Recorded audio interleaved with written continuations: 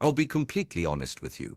What I'm about to share isn't what your father whispered before bed, what your teachers drilled into you at school, or what society ever wanted you to hear.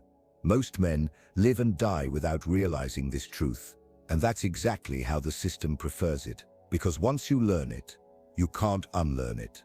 It divides your life into two parts, before you knew it and after. 5 centuries ago, a man named Niccolò Machiavelli wrote down some of the harshest truths about human nature.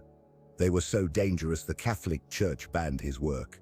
Yet those same words were secretly studied by rulers, presidents, CEOs, and generals while being condemned in public. Why? Because Machiavelli wasn't offering theory. He was documenting how people actually operate. Not how they claim to, not how they wish to, but how they truly do. And here's the unsettling part. Those who already know these truths use them against you every day, in business, in politics, in war, and even in relationships. They're playing chess while you're still playing checkers. So why didn't your father or your teachers tell you? Because they never learned it themselves, and because society has conditioned you to think that seeing reality makes you cynical, that strategy equals manipulation, and that understanding power makes you immoral. But here's the reality. Ignorance isn't noble, it's weakness. Starting now, my goal is to make you strong.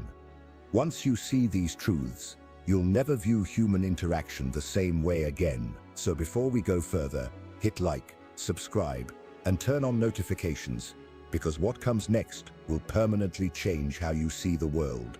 Music. You've been told your whole life that people are rational, that we weigh options, analyze outcomes, and decide based on reason. That's false, and it's one of the most dangerous lies you've been fed. Machiavelli knew the truth 500 years ago. He wrote, "Men judge generally more by the eye than by the hand, for everyone can see and few can feel." Translation: people make choices based on appearances, illusions, and what seems right, not what is right. And here's the darker reality. Most people don't even want truth. They want comfort. Think about it.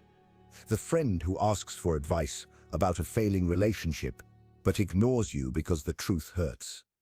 The coworker who complains about being broke, yet spends money on small luxuries because it feels good. The woman who says she wants a kind man but chooses the one who treats her as an option.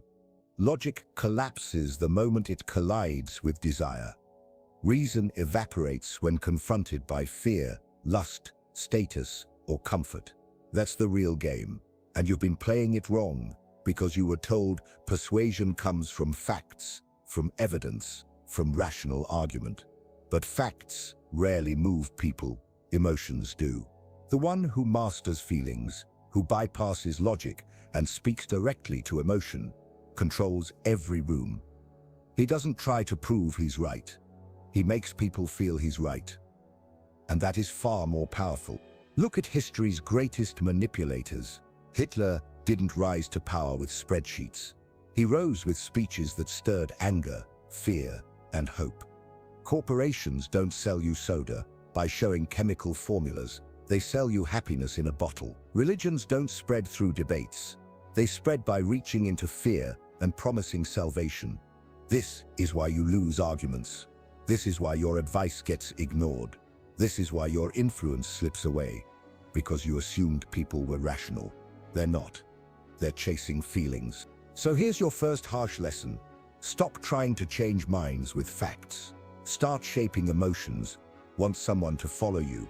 Don't just tell them what's good for them. Make them feel good about themselves. Want to influence a partner? Skip logic. Instead, let them feel the pain of losing you, or the joy of pleasing you. Want to dominate in business? Forget datacraft, a story that makes others believe you're the inevitable winner. The man who argues with facts is a teacher. The man who commands emotions is a leader. And once you grasp this, you'll see through everyone around you, the politician's smile, the influencer's brand, the co-worker's excuses. All masks, protecting emotions, not revealing truth. Once you recognize the mask, you see the hunger beneath it. And then you can pull the strings. And that brings us to Machiavelli's next warning. Loyalty is not what you think it is. Strip away politeness, politics, and morality, and the world divides into two groups, predators and prey. The strong take, the weak are taken from. Worse yet, weakness doesn't just fail to protect you. It attracts predators. Why do bullies pick the quiet kid, not the fighter? Why do corporations cut the weakest workers first? Why do women leave the man who bends and cling to the one who stands firm? Because predators always choose the easier target. Machiavelli understood this. He wrote, "It is better to be feared than loved if you cannot be both." Not because fear is noble, but because fear keeps threats away. Love without strength invites betrayal. Fear without love at least ensures survival. Here's the part most men overlook. Weakness doesn't only harm you, it drags everyone else down. A weak man forces others to carry him. A weak man drains the strong until they either abandon him or collapse with him. Weakness makes the world worse because when predators devour the weak, they don't stop, they look for the next victim. That's why weakness is more dangerous than cruelty. Cruel men at least stand on their own. Weak men become black holes, pulling others into their collapse. Yet society tells you to be harmless, to soften, to embrace weakness. They call it sensitivity. They call it virtue. But here's the truth. A man who cannot defend himself, his family, or his name is not a good man. He's a liability. Strength is not optional. It is the price of survival. And once you accept that, every interaction changes. You start asking, who is predator? Who is prey? Who sets the rules? And who blindly follows? This is why women pursue men who project strength. They know instinctively that weakness cannot protect them. This is why leaders rise to power. People prefer following the strong to being lost in the chaos of the weak. So the choice is yours, predator or prey. You were probably taught the same things growing up. Be nice, be agreeable, don't cause conflict, and people will like you. That was a lie. Machiavelli saw through it centuries ago. He wrote, "Men are so simple and so much inclined to obey immediate needs that a deceiver will never lack victims for his deceptions." People confuse weakness with goodness. They confuse obedience with virtue. They confuse being nice with being valuable.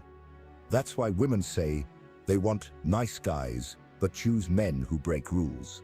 That's why companies praise the team player while promoting the ruthless strategist.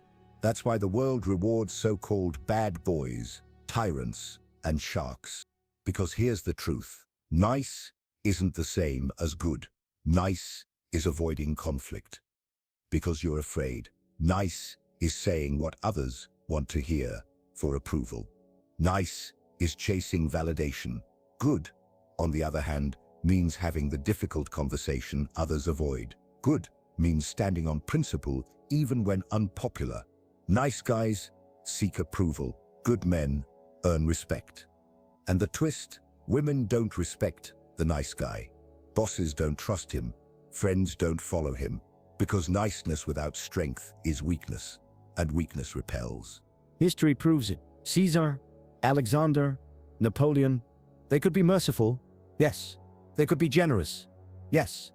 But never at the expense of their power. Look at modern leaders, CEOs, presidents, champions. They are not nice guys. They are fair. They are just. They protect their own. But they don't bend for approval, and they don't fear rejection. That's why they lead. You can be kind without being weak. You can be good without being nice. But you cannot be respected if you are weak. Strength combined with kindness is magnetic. Weakness combined with niceness is poison. If you take only one lesson from this, let it be this. Stop chasing approval. Start demanding respect.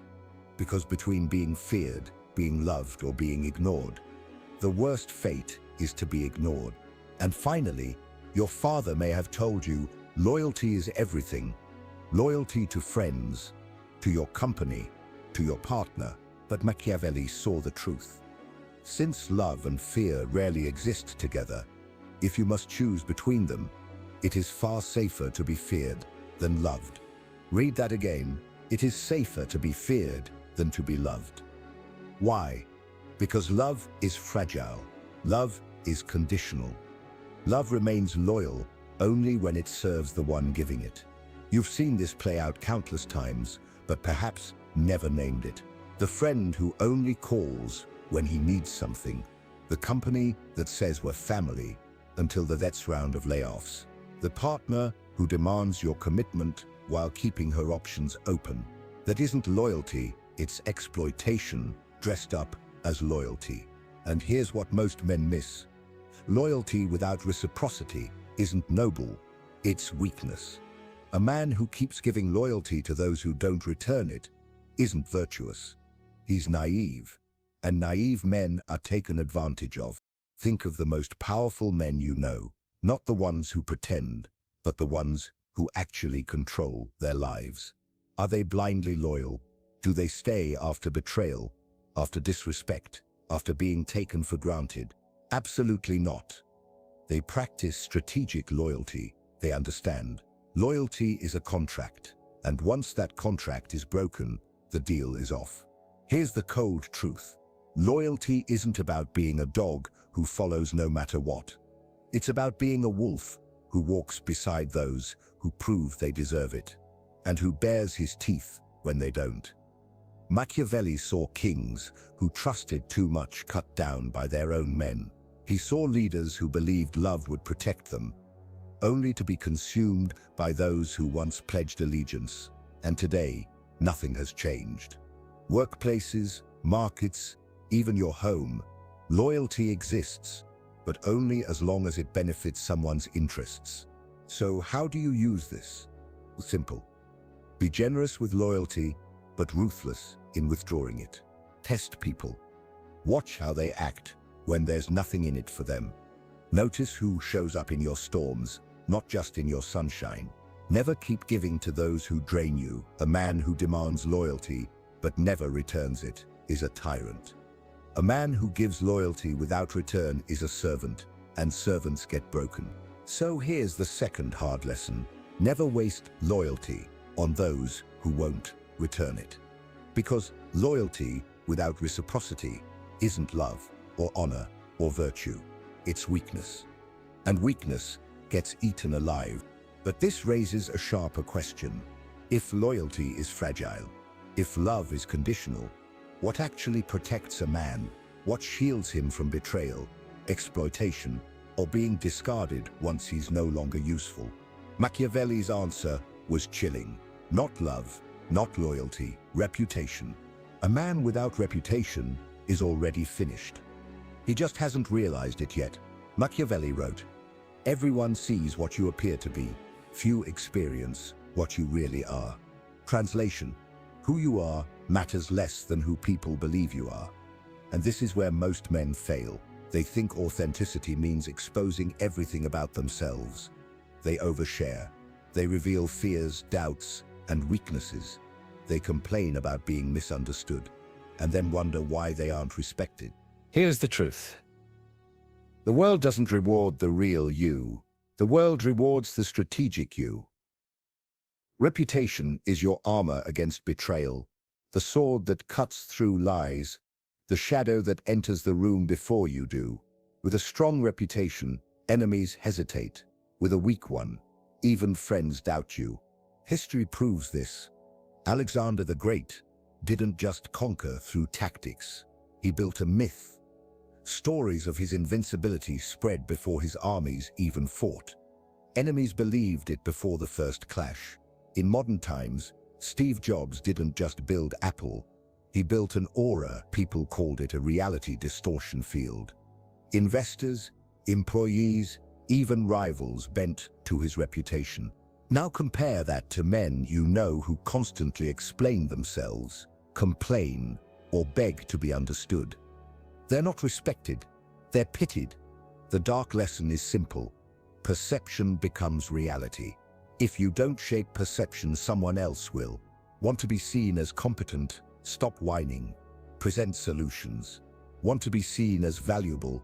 Don't always be available. Scarcity creates value. Want to be seen as powerful? Don't justify your decisions to people who hold no influence over your life. This is strategic authenticity, not being fake, but showing only the parts of yourself that serve your purpose. Reputation is like fire. Unattended, it dies. Uncontrolled, it burns you. But managed, it provides light, warmth, and fear. And here's the harshest part.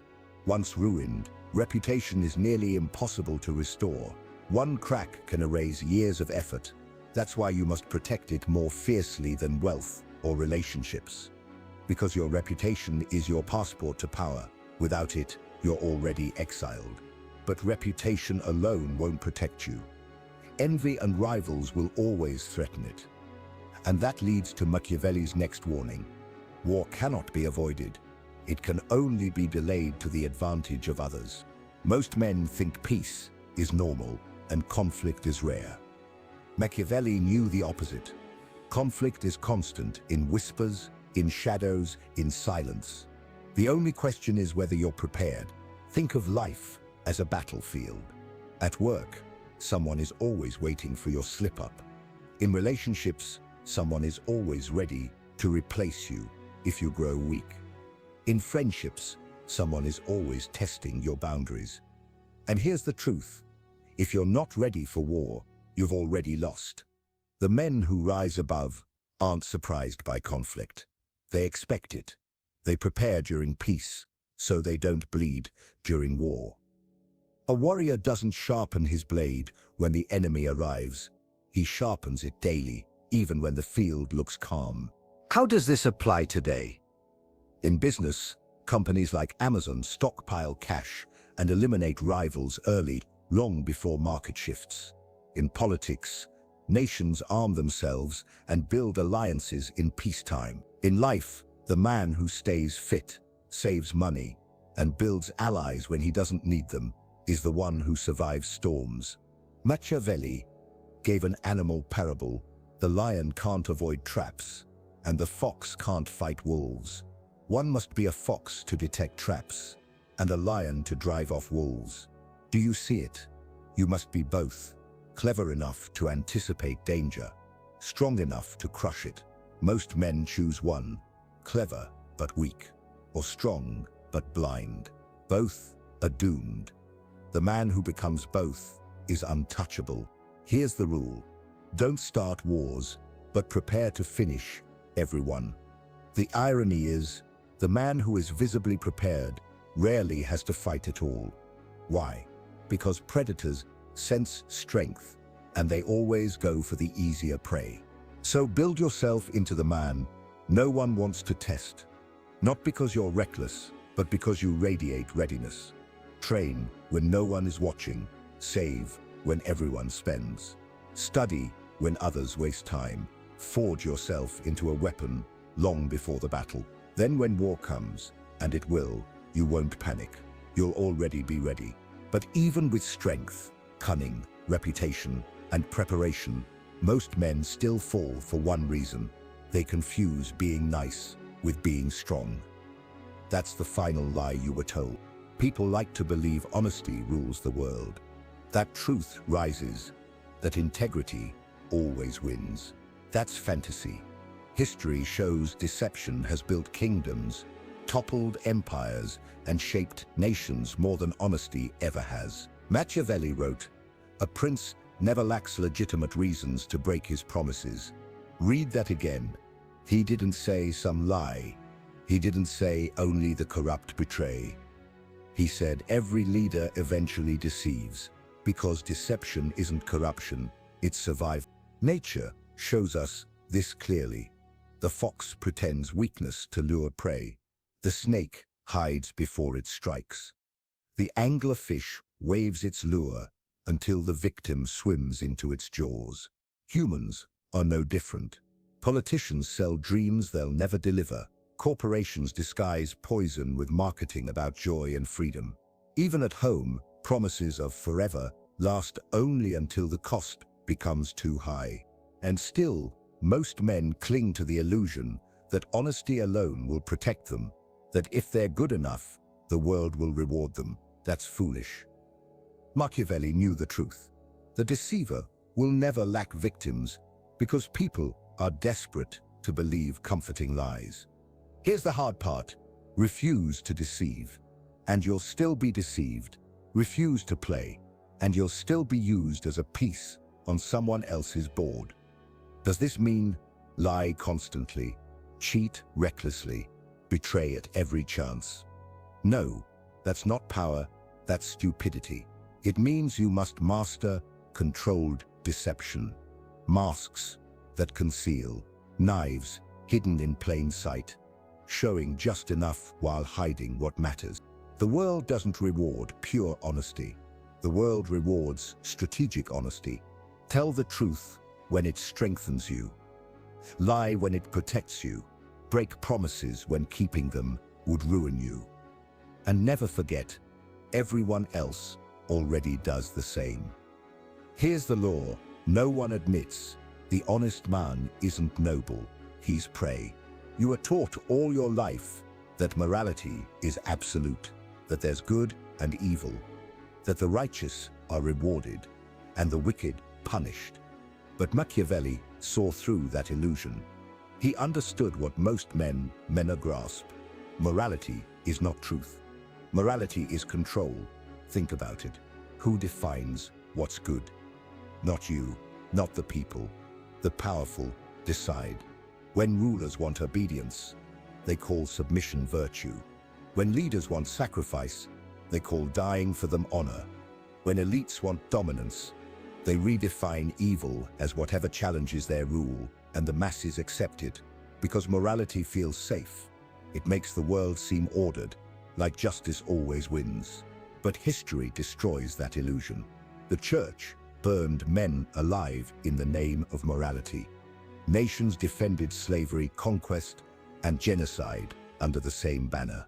Today, governments bomb cities while calling it defending freedom. Morality isn't truth, it's narrative. And whoever controls the narrative controls morality. Here's the darker reality. The powerful rarely obey the morality they enforce. They don't need to. They invent it for you. They condemn lies while deceiving daily. They denounce ruthlessness while crushing rivals without hesitation. They preach selflessness while hoarding wealth. Why? Because a population that believes morality is fixed is easy to govern. They'll police themselves, condemn one another, and obey authority as if it's righteous. Meanwhile, the rulers break every rule whenever they need to, because they know morality is a weapon, not a truth. Machiavelli wrote, "A prince must learn how not to be good and use it according to necessity. This is the real law. Don't reject morality entirely. Use it. Appear moral when it helps you. Break it when survival requires it. And above all, never live trapped inside another man's moral code. Because the man who clings to morality no matter the cost is a pawn. The one who bends morality to his will is a ruler." Every empire, every company, every family, every relationship runs on the same hidden economy. Not money, not honor, not love, but fear and reward. Machiavelli understood this with clarity. Men are not moved by ideals, but by sensations, fear of pain and desire for pleasure. Strip away morality, religion, politics, and the same system remains. Kings rule not by divine right, but because people fear their wrath more than they hate their rule. Corporations keep workers in line with the lure of promotion and the threat of unemployment. Parents shape children not through wisdom alone, but through rewards and punishments. This is the true law of power. He who controls fear and reward controls men. Look around, the politician promises safety from enemies while offering tax breaks. The preacher promises paradise while warning of hell. The lover withholds affection, then gives it back to tighten the bond. None of this is accidental. These are deliberate strategies. Most men fail because they lean on one side. They give endless rewards until they lose value, or they lead only with fear until revolt brews. Machiavelli knew the balance. Too much reward breeds entitlement. Too much fear breeds rebellion. But the man who alternates, who withholds to build desire, then delivers at the peak, creates loyalties stronger than chains. This is why victims stay in toxic relationships. After cruelty comes kindness, and the cycle becomes addictive. This is why tyrants rule for decades. They punish enough to inspire fear, but reward just enough to prevent despair. Now look at yourself. Do you influence through endless giving, hoping for love, or through cold control, forcing obedience? Both are weak. The true Machiavellian blends them like poison and honey, creating dependence so deep escape feels impossible. Ask, what does this person fear losing most? What do they crave most? Then position yourself as the one who controls both. That's ownership. People speak of trust as if it was stone, permanent, sacred, but Machiavelli knew better. Trust is not stone. Trust is glass. It shines, it reflects, it looks strong, but once cracked, it shatters forever. Here's the first dark law. Trust is temporary. It lasts only while it serves both sides. Think of your own life. How quickly did a friend's trust vanish when you failed to meet their needs? How fast did your trust in a leader collapse after one betrayal? How many relationships ended over a single broken promise, no matter how many good deeds came before? This isn't the exception, it's the rule. The man who builds his life on trust is building on glass. Eventually, it will break beneath him. Here's the difference between the weak and the strong. The weak beg for trust. They plead, make oath, demand belief. And when that trust shatters, they collapse with it. The strong never beg for trust. They engineer it. They manufacture it through image, repetition, and control. The con artist survives not because he is trustworthy, but because he appears trustworthy. The politician doesn't need real trust, just enough to win votes. The seducer doesn't need unconditional trust, only enough to lower defenses. That's the second dark law. Trust doesn't need to be real, only convincing. And the third is darker still. The man who trusts blindly is easier to control than the man who trusts nothing. The blind believer hands over the keys to his own downfall. He forgives betrayal after betrayal, clinging hope. He accepts excuses, no matter how hollow. He holds on to the illusion long after it's dead. That's why weak men are consumed. They think trust proves love, honor, morality. In reality, trust is leverage. And those who understand it hold power over every believer. So remember, never depend on trust. Use it, shape it, exploit it, but never rest your survival on it. Because trust is glass, and it was made to break. Now you've seen what most men never will. That people are not rational, but emotional. That loyalty without reciprocity is weakness.